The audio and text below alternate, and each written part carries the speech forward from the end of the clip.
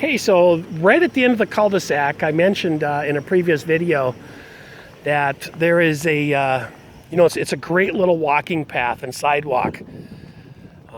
This is right at the end of the cul-de-sac.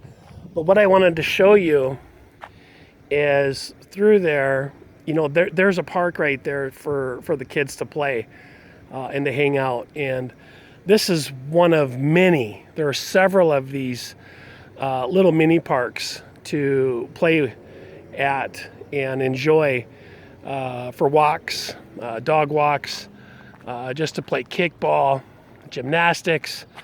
But these go all the way through the neighborhood, and you can take these. There's a Walmart, there's a Burger King, and some other commercial facilities over that way. And you can walk all the way over there. We did this for many years when we lived here. And just thought I'd show you what's here too. I'm going to go film another park that's also within walking distance.